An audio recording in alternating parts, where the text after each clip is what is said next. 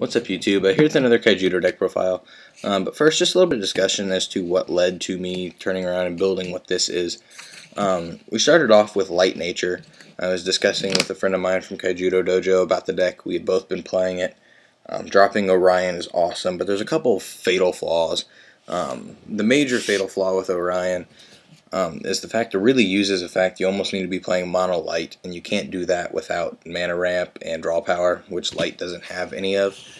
The best way to get to 9s is the mana ramp through nature, which is why the deck was Ellen to begin with. And at that point, we both sort of took a little different take on the deck. He played Bestial Rage Lepidus. I played Terror Dragon Regarding Doom. So I was playing 5/9 drops, and sort of playing a little more of a control game that way rather than a shield aggro game between Bestial and Lepidus. But we were trying to figure out what we wanted to do with the deck. We pretty much realized that Orion pretty much needs to be shelved for now. There's nothing we can really do with it competitive enough with the light options that we have in the game right now. So we wanted to expand and figure out what to do. And I ended up thinking about the Bestial Lepidus combo and pairing that with Darkness to control shields, control the hand, play a bunch of kill spells and Hydra Medusas. And as that went, I ended up adding water into the deck so that we had draw power and overall consistency. Lepidus ended up being cut as well as the hand manipulation. So this particular build is pretty much straight field control. I actually really love the way it turned out. We're sitting at 40 cards even. It's a 16-12-12 split. Mana curve sits at 3.55. So I'll go ahead and get right into the profile. We start off with 3 copies of Gloomhollow. Probably one of my favorite cards in the game right now. Our meta is pretty much derived around 3 of the Evos. You've got Neuron, you've got Sabertooth, and you've got Laser Arm. Neuron can't be blocked, of course, but Squeaky versus Sabertooth and Laser Arm is just like, haha, you can't do anything. So that being said, the 3rd copy of Squeaky instead of just 2, I think is really, really good for right now. To back that up, we play 2 copies of Screeching Scaradorble, which is probably the best very rare out of the set. Probably one of the overall better cards in the game right now. With a lot of low-level Evo bait, it's just like, get rid of it. If it's something bigger, you can lock it down for the turn so you can get around it. If it's a blocker or whatnot. 1's not enough and 3's too many. I think 2's the perfect number there. Similarly is 1 Bat Breath Scaradorble. Again, to those 3 Evos, Neuron, Sabertooth, and Laser Arm, none of them can attack this guy, and if they had blocker from some card effect, they can't block it either because of being level 5 or less. So Bat Breath really gets in there and can do a lot of work. It's almost worthwhile to play 2 copies, but for now I think 1 is the right number. And I'm taking 1 copy of Dark Scaradorble. I don't really care about him being a double breaker or whatnot. I mean, it comes in handy from time to time. But really what I like most about this guy is I pay my 6 and I break a shield. That's pretty much the sole reason that I've chose to run him. With those 7 Chimera, I'm playing the 3 Hydra Medusa. Normally speaking, I like a 3-to-1 ratio. And for the sake of this game and the way mana works and whatnot, a lot of times that 3-to-1 ratio, so in the long run, 9-to-3 instead of 3-to-1, I usually end up playing 8-to-3.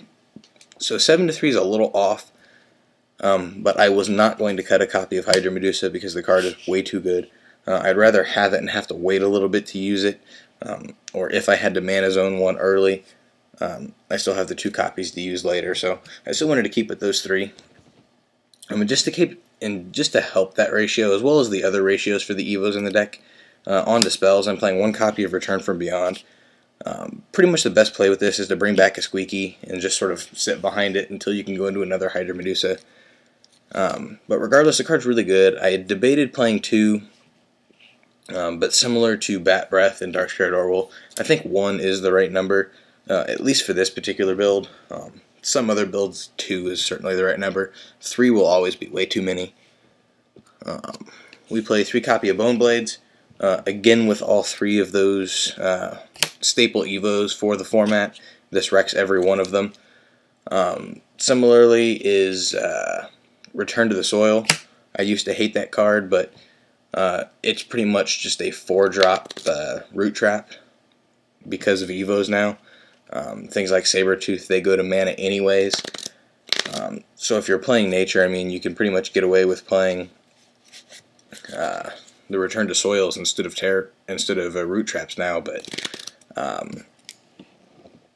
I preferred the dark side of it rather than playing the returns in this particular build, simply because the only one that I'm going to put in mana anymore is the Sabertooth. The other two I can completely kill off, as well as all the Evo bait for them. And then finally 2 copies of Terror Pit. Evo Fury Tatsurion is freaking awesome, but typically speaking, the Armored Dragon deck, it's too high cost and a little too slow to keep up to pretty much everything else that I see the meta to be.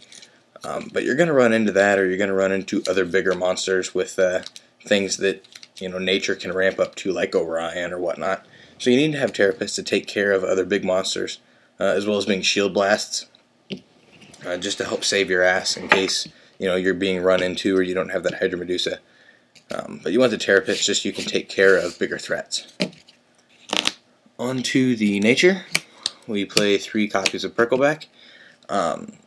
There's been a lot of discussion today on Dojo about Prickleback being good or not, mostly coming from Tom Rogers, the #1 player in Duel Masters, for a couple years running before that game died out. He doesn't like it. He feels like it's pretty much just a permanent neg to your hand, and if you're putting it to the field turn 1, you're losing too much hand, and yada yada yada. But I think the better play with Prickleback's not to look at your open hand, mana something Nature, and then play Prickleback. I think the better play with Prickleback is come turn 5, you just go straight into Sabertooth. If you have to summon Prickleback to start attacking or to run something over to suicide, that's one thing, but I think that's a secondary use for Prickleback. Mostly it's just to make Bronze Arm Sabertooth a 5-drop. I'll take a 7,000 double breaker that becomes 2 mana for 5 any day, every day, and that's what Prickleback allows me to do. 2 copy of Moonhowler Tribe. Again, with a slightly odd ratio that's going to turn out here. The Return from Beyond sort of helps with that, but as well as the draw power that this deck has, I feel like the Evo ratios are consistent thanks to Water. Moonhowler Tribe is just a 2 for 2. It is what it is. There's nothing special about him. But with those, there's only 2 copy of Bronze Arm. I'm not playing 3, not with 5 of those. But 5 to 2, it's really only off by 1 instead of playing 6 to 2 for that 3 to 1 ratio. I still think it works really well, and like I said, there's plenty of draw power in the deck, so it works out really well. 2 copies of Bestial Rage Tatsurion. It's sort of a finisher. I mean, he swings at 8k, he's a double breaker, and when I'm killing creatures, I still get to break shields, thanks to his effect, which is why he's so freaking good. And then spells is just 3 copies of Reap and Sow. It gives me a draw, and it gives me a mana. It's controlled. There's no blind mana ramp in this deck, so I'm never going to accidentally lose an Evo or an Evo bait or something that I don't want mana zoned at the moment, because nothing's blind. It's not like Sprouting or whatnot. And then onto the water side of the deck, we play 3 copies of Cyber Sprite, the last 3 defenders in the deck. Pretty much the only thing that I would go out of my way to summon on turn 1 just to have that blocker presence. 3 copies of Aqua Seneschal, pretty much staple for anything blue. 2 copies of Neuron, the only proxy in the deck. Again, 6 to 2, that gives me the perfect 3 to 1 ratio. There's really nothing to say about that. On to spells, 3 copies of Logo Scan for the +1 apiece. And then the 40th card of the deck is 1 copy of Crystal Memory. I like Crystal Memory because it gets me into maybe it's a Hydra Medusa, or maybe it's the Dark Scared Orbital if I need to. Maybe it's a particular Evo bait that I need for an Evo that's sitting in my hand. But most importantly is if I have this on turn 4, typically if it's in my hand I will play it anyways, because it lets me figure out what's in my shield so I know what to expect. I find that information to be invaluable, and Crystal Memory lets me do that. Not to mention it's free if it's a Shield Blast. So that's the deck. Let me know what you guys think. Comment, rate, subscribe, and I will talk to you guys later. Peace out.